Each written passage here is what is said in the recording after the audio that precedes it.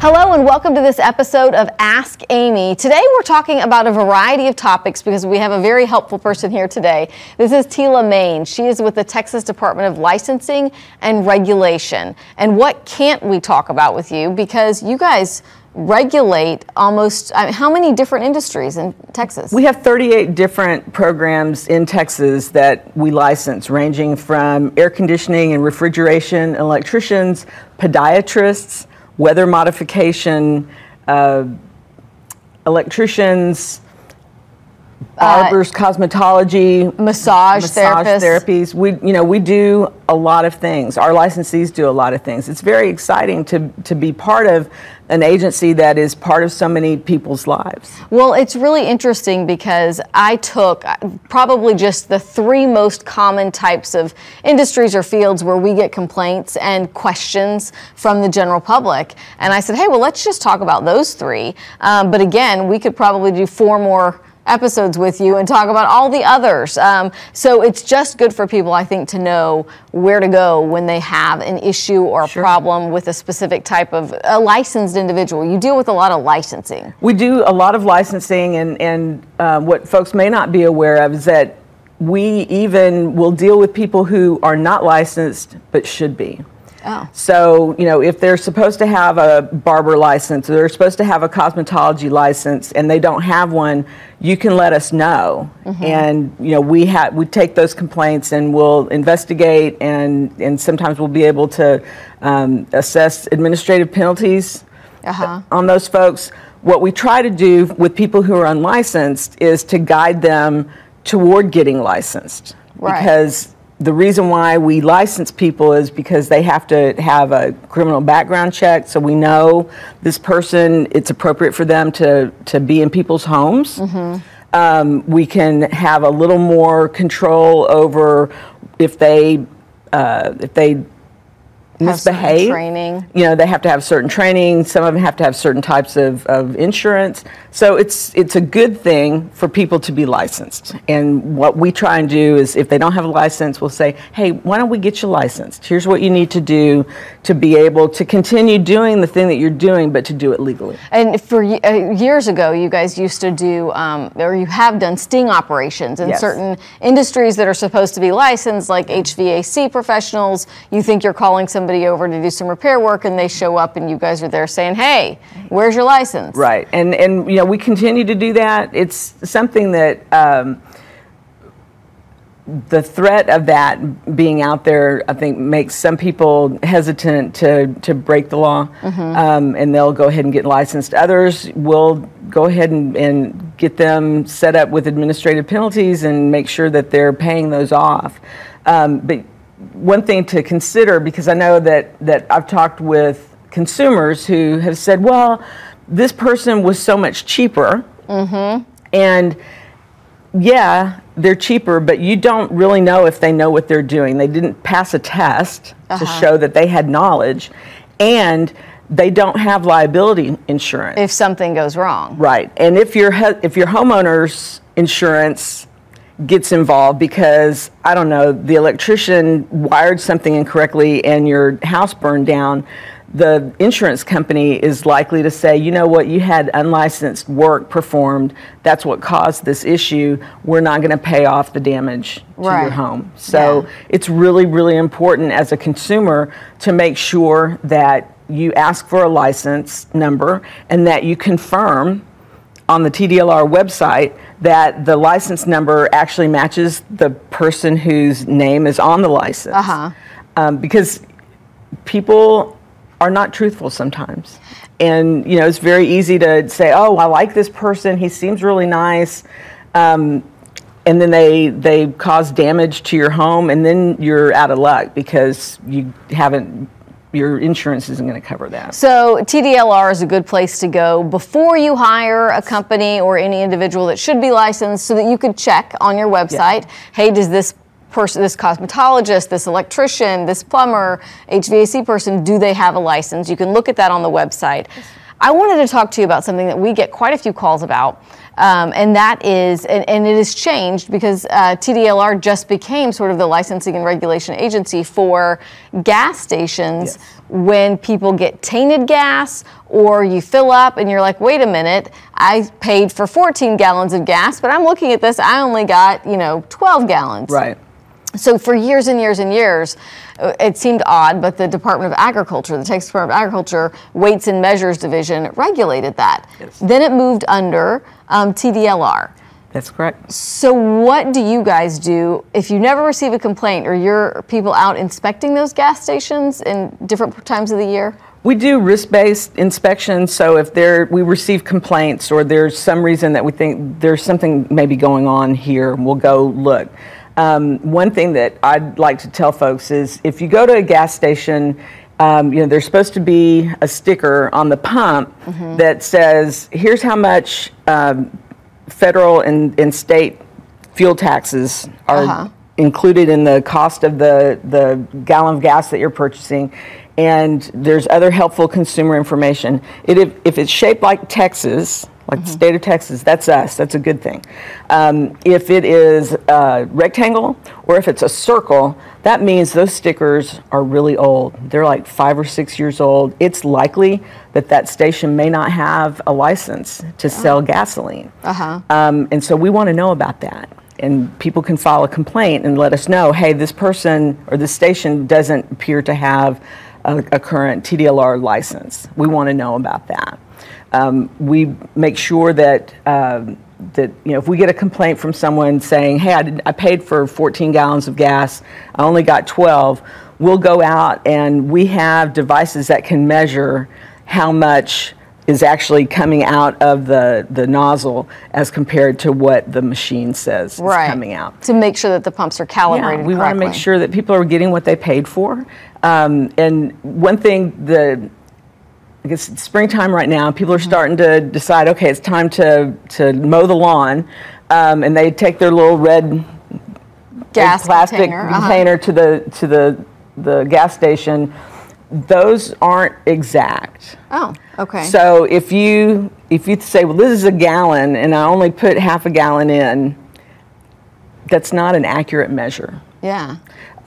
So you can still file a complaint, but just don't get Take excited. that for gospel. Yeah, if you think I put in 3/4 of a gallon, and this is a gallon, it doesn't work that way. All right, so it's not just making sure that they're calibrated correctly and that you're getting what you paid for, but also tainted gas. We're going to take a quick break. When we come back, I want to know the steps that people should follow, because a lot of times when the car breaks down a block from the gas station where you've just filled up and they call the gas station, they try to tell them, oh, no, not us, not us. Right. We're going to tell you the steps you need to take to get that gas and the gas station investigated and hopefully be able to file a claim if it was bad gas that caused your car problems. We'll be right back.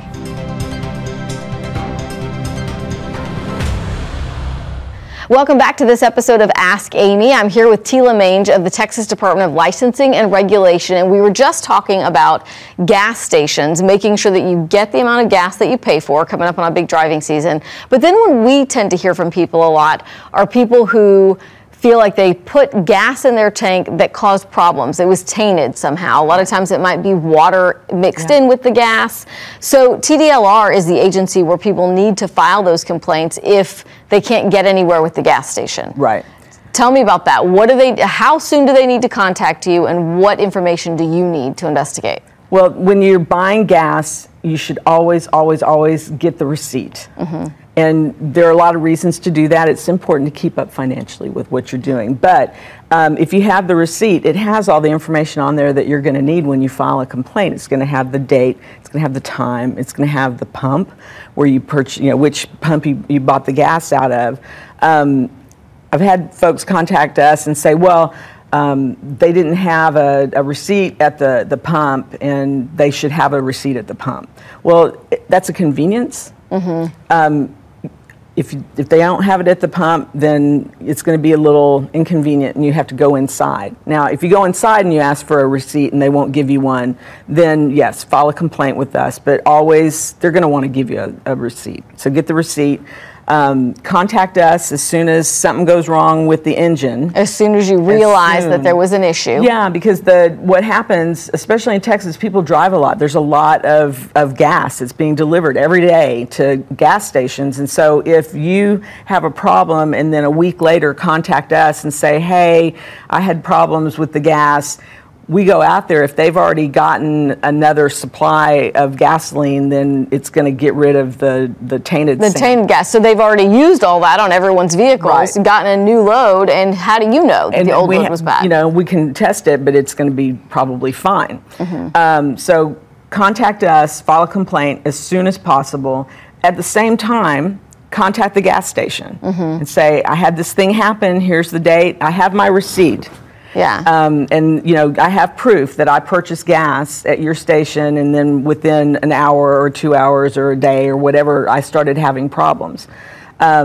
Most gas stations want to know that this has happened. They want to make sure that it's not them.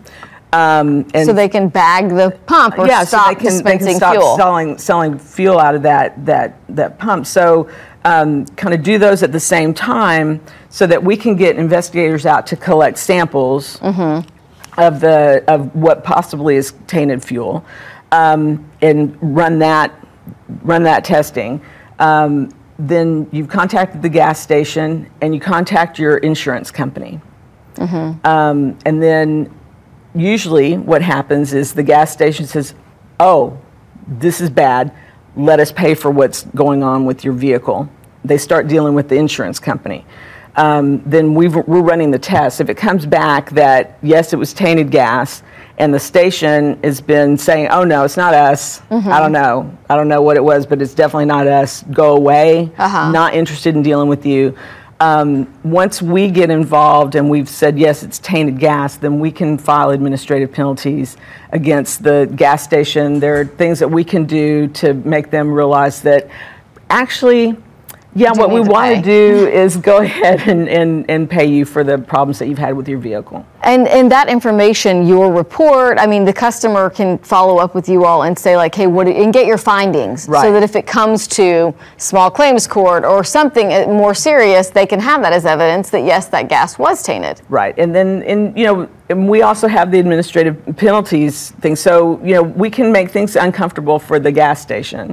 And it usually doesn't come to that, interestingly, because it's bad for business for gas stations to provide a tainted product and then continue providing a tainted product and not take care of their customers. Right. So we've been very fortunate that for the most part, our licensees in the fuel metering and qualities section have taken care of customers statewide who have had issues. Right. But always get your receipt. It's one of those grown-up things that that seems like, oh, I don't really need that, and it's the one time that you didn't get the receipt when you really should have. So I get the receipt and I hold on to it long enough to make sure my car's not going to break down. Right. Yeah. I can scan it with my loyalty app thing where I get points, and then all's good. That was great. Okay, so that's very useful information. Great. Something else that really surprised me, because we get a lot of calls about home warranties or residential service contracts is how TDLR refers to them, because most people are like, well, it's typically, I mean, it's technically not insurance, so they're not licensed by the Texas Department of Insurance, but then people get in this sort of back and forth where I've been paying for this residential service contract. When I have a problem in my home, it's supposed to cover X, Y, and Z, and then they deny the claim. You guys there is something that people can do where you can help with that. That's correct. And the difference between a residential service contract and what some people consider a home warranty is, when you buy a brand new home, it's covered, if something breaks usually it's the first 6 months or first year, the builder will take care of that. That we don't do that. That's not what you cover. That's not what we do. What we do is when you have the dishwasher, you have the washing machine, you have the hot water heater, there's the AC unit, and you can buy a service contract where someone will come out and it's broken, they'll come out, they'll fix it, and in theory it's covered by these payments that you've been making every month. There's a lot of really important questions that you need to ask before you purchase one of these. Because what we find when people are complaining is oftentimes they assume or they think that they were told something, but they didn't actually read the contract. So, you have to ask what all is covered. Who decides whether something's going to get repaired versus replaced. Some home warranties will cover repairs up to a certain amount, and then if it was going to cost more than that, they will say, well, you're responsible for the rest of it, and no, we won't replace it if we can't repair it. So some warranties will say, if we can't fix it, we'll get you a new one. If they do that, is it going to be the same level? Is it going to be as nice? Because, refrigerators run, there's the gamut. Yeah, you can get an $800 one to some that are, $4,000 that'll order your groceries. And if you have the $4,000 one and the service contract says, well, we're going to replace the $800 one, that you're probably not going to be happy with that. Yeah. So where you guys step in, what's very helpful is this ombudsman that you have with TDLR for residential service contracts. Tell us what this ombudsman does. Is it one person or is it a program? It's one person in the program. We don't get as many calls as you would think. I think because a lot of times the companies will end up taking care of it, but we're kind of here. You've been trying to get them to respond.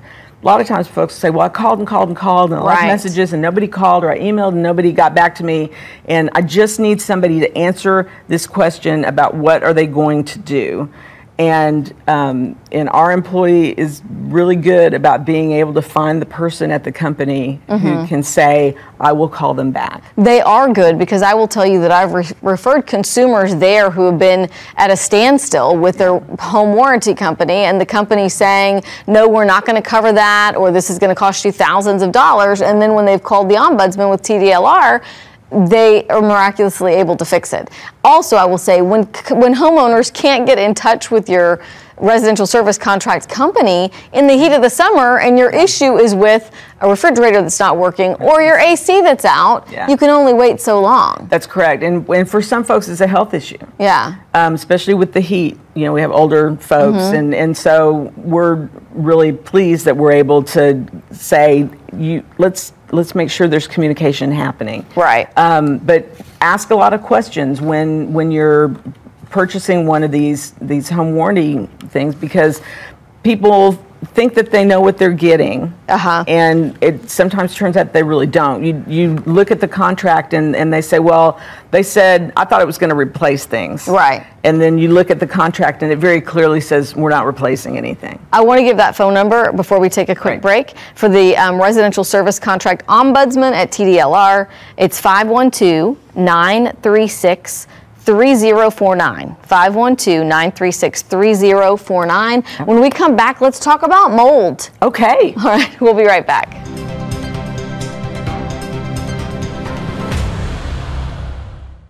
Welcome back to this Ask Amy. Our guest today is Tela Mange with the Texas Department of Licensing and Regulation. We have covered gas station complaints about tainted gas, or you don't think you're getting the gas that you're paying for. And then we moved on to talking about residential service contracts. Now I want to talk about mold. Because we get a lot of people contacting us and they think that they have mold in their home or their apartment, maybe they're renters. What you guys regulate as far as mold goes are the companies that go out to tell you what type of mold you have in your home. We regulate the professionals who do the mold assessments, which is there mold, how much mold is there, what can we do about the mold, or they will come up with a plan, a suggested plan of what to do to attack the mold.